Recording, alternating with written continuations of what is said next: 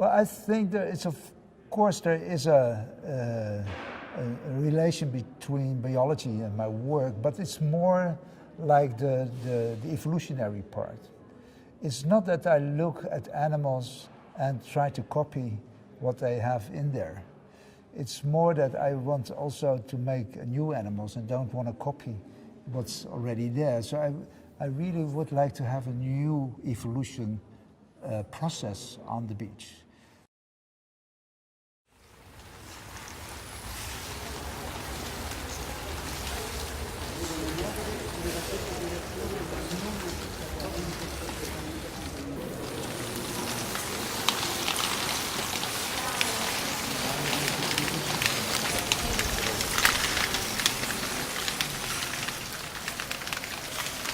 An engineer, when he builds a bridge, he really needs to think forward, and he has to be sure that everything works nice, that it doesn't collapse, right? So, and in my case, I just have an idea in the morning, and I go to my workshop and I build it in an hour maybe, and then I can take my conclusions after an hour. And usually that conclusion is negative because the idea is not to be realizable. Always the tubes, they protest, they never want to do what I want to do. And they seem to have other ideas. So I have to follow what the tubes want. And that road is very unpredictable and very capricious. And I don't know where I'm going. And in the end, it turns out that the tube's ideas are a lot better than my ideas.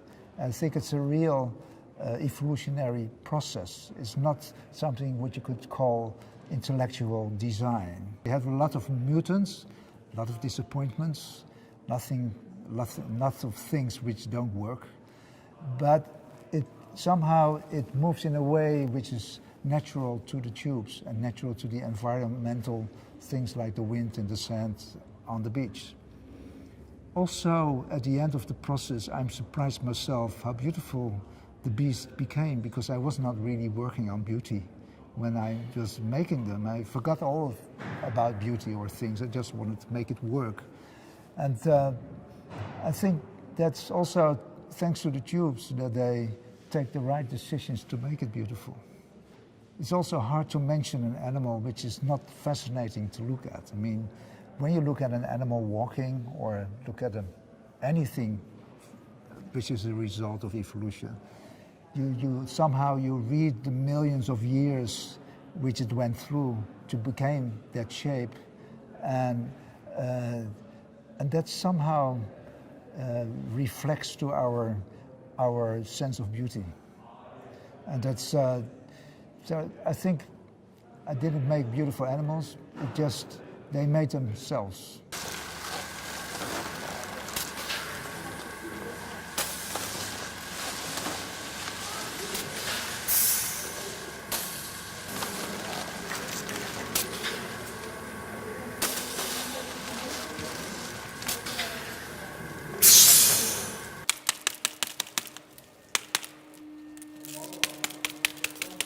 Understand that people want to somehow to classify what people do, right? It's and of course all these labels like artist or scientist are all made by the institutions. I mean, since the institutions we have a profession and we want to do things professional. When I'm on the beach and I'm working there under the clouds, I feel that these labels are irrelevant, in fact. I mean, I feel more like working in the rain, you know, more like a sort of Eskimo who is out there living 20,000 years ago.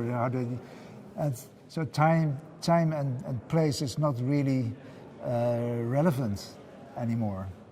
And an Eskimo doesn't know anything about art or a museum, and they make art, they make little sculptures, and he is very busy with the technology of the Kajak maybe. And so on that moment, I feel more like an Eskimo than like an artist.